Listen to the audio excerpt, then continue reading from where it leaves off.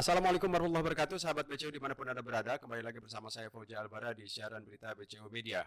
Kali ini pada hari Sabtu 21 Maret 2020, kami akan coba bahas tentang infografis yang dikeluarkan oleh Dinas Kesehatan Kota Cilegon, yaitu peta sebaran COVID-19 di Kota Cilegon yang diupdate pada tanggal 20 Maret 2020. Dan ini menyebar luas di media sosial termasuk WA Group, dan BCO juga sudah menerima informasi ini dari masyarakat, di mana masyarakat banyak bertanya ke kami. Ada mungkin lebih dari 20 pertanyaan yang sama kepada kami untuk menanyakan apakah informasi itu benar atau tidak. Ada yang mempercayai informasi itu, ada juga yang menyebutkan bahwa informasi itu adalah hoax. Nah, kaitan dengan ini kami akan menyampaikan informasi yang benar yang kami konfirmasi langsung kepada Dinas Kesehatan Kota Cilegon.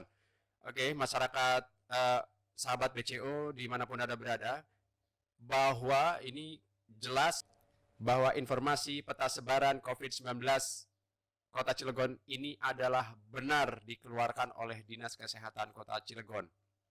Di sini tercatat ada 12 kelurahan ya, yang di sini ada yang observasi, kemudian juga ada yang ODP. Observasi apa nanti kita akan jelaskan, kemudian ODP juga apa nanti kita akan jelaskan. Ketika ditanya kepada Kepala Dinas Kesehatan Kota Cilegon, Ibu Dr. Ariadna, Bu Dr. Ariadna menyatakan memang itu adalah protap menyebarkan informasi seperti ini. Artinya peta sebaran ini sengaja diinformasikan kepada publik agar publik waspada. Dengan publik waspada diharapkannya publik atau masyarakat melakukan langkah-langkah yang disarankan oleh pemerintah ya, disarankan oleh pemerintah. Ini sarannya apa saja nanti kita akan ulas lagi. Ini coba saya akan sebutkan ya. Akan saya sebutkan kelurahan mana saja ini dari 12 kelurahan itu. Yang pertama adalah Kelurahan Grogol, Kecamatan Grogol, Kota Cilegon. Itu ada satu orang ODP. ODP itu adalah orang dalam pemantauan. Kemudian Kelurahan Kota Bumi, Kecamatan Purwakarta, itu ada 2 orang ODP dan 1 observasi. Kemudian Kelurahan Kota Bumi juga ada 2 orang observasi. Kemudian Kelurahan Jombang Wetan, Kecamatan Jombang, itu ada 1 orang ODP dan 1 orang observasi. Kemudian di Kelurahan Ciweber itu ada 1 orang ODP dan 1 orang observasi juga. Dan di Kelurahan Ciwaduk, Kota Cilegon, itu ada 1 orang ODP. Kemudian ini ada di Kelurahan Taman Sari, Kecamatan Pulau Merak, ini ada 2 orang ODP, orang dalam pemantauan. Kemudian di Kelurahan Gerem, Kecamatan Grogol, juga ada 1 orang ODP. Dan di Kelurahan Rawa Arum, Kecamatan Grogol, juga ada 2 orang ODP. Di Warnasari, Kecamatan Citangkil, ada 1 orang ODP. Dan di Citangkil ada 2 orang observasi. Dan terakhir di Ciwedus, Kecamatan Cilegon, Kota Cilegon, itu ada 1 orang observasi. Ini adalah benar disampaikan oleh Dinas Kesehatan Kota Cilegon. Lagi-lagi bahwa tujuannya agar masyarakat melakukan antisipasi, melakukan kewaspadaan, dan tetap dalam instruksi yang sudah diingatkan, yang disampaikan oleh pemerintah. Apa saja gitu ya? Apa saja instruksi yang disampaikan oleh pemerintah? Kita coba akan bacakan ini WA yang kami terima dari Kepala Dinas Kesehatan Kota Cilegon. Dr. Ariadna, Kepala Dinas Kesehatan Kota Cilegon, menyatakan benar bahwa peta sebaran itu adalah dari Dinas Kesehatan Kota Cilegon. Tepatnya data dikeluarkan pada 20 Maret 2020 jam 6.00. Jadi itu ditegaskan bukan kasus positif, jadi hanya orang observasi dan orang dalam pemantauan. Orang observasi dan orang dalam pemantauan nanti akan kami jelaskan.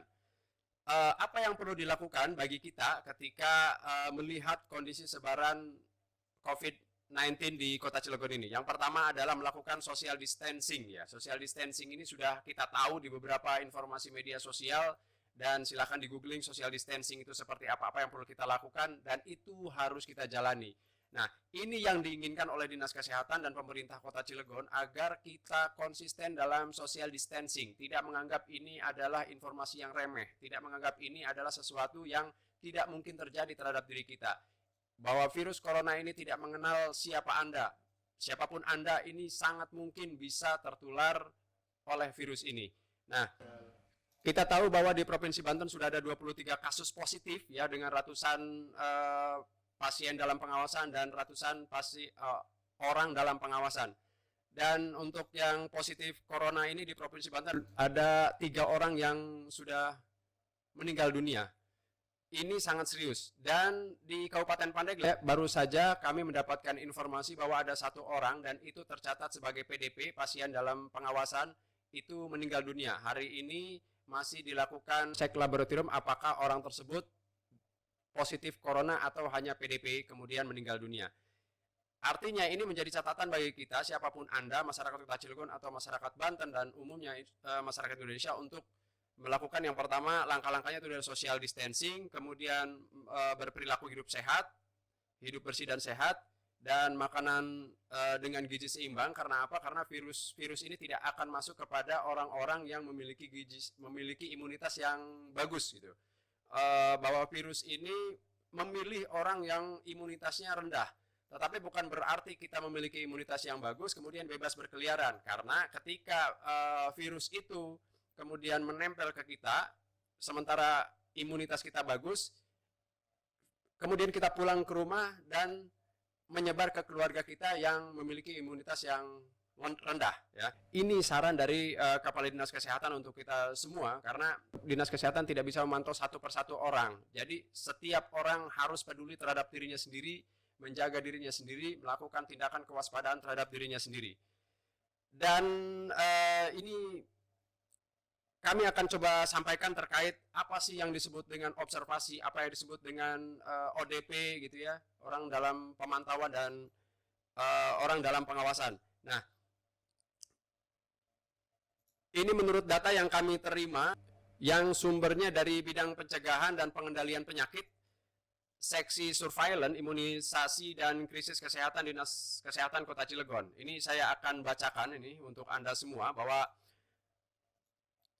peta sebaran COVID-19 yang tersebar adalah benar dan rekap per tanggal 20 Maret 2020 jam 06.00.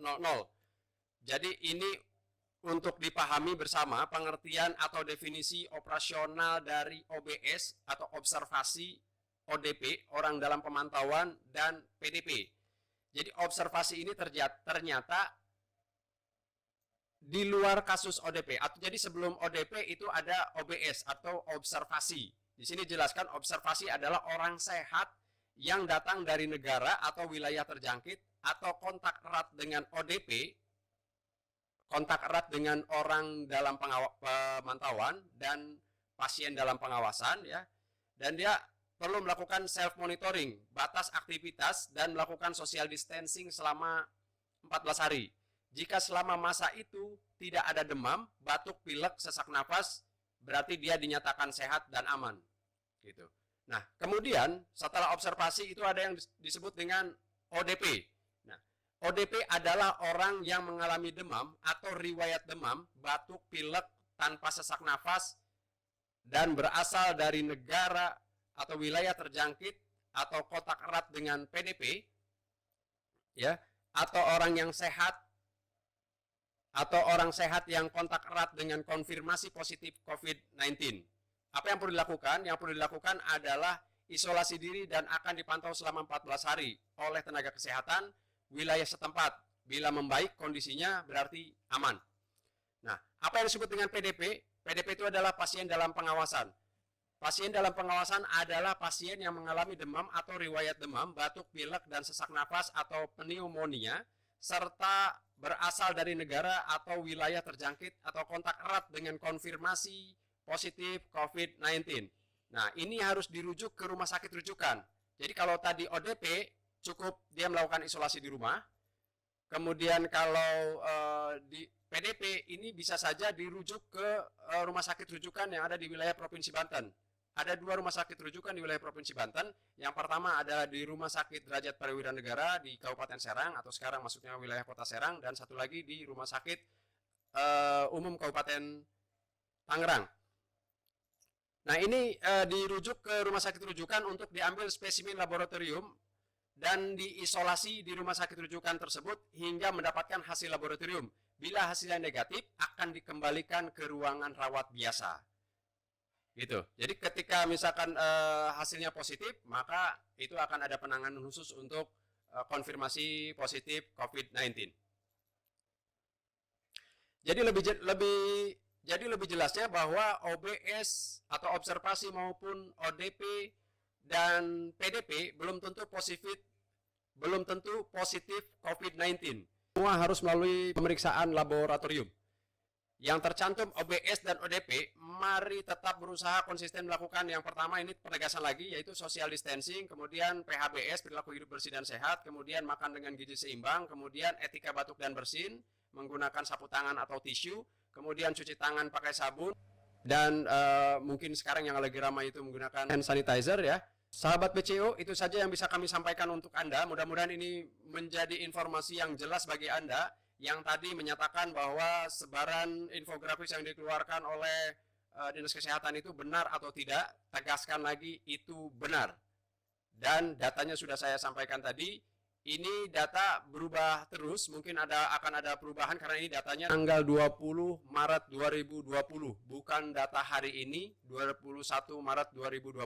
Tentu saja akan ada perbedaan mungkin ya antara tanggal 20 dan tanggal 21. Demikian dari saya, Fauzi Albara, dan tetap stay tune Anda di channel YouTube BCO Media. Terima kasih. Assalamualaikum warahmatullahi wabarakatuh. Sehat kita semua.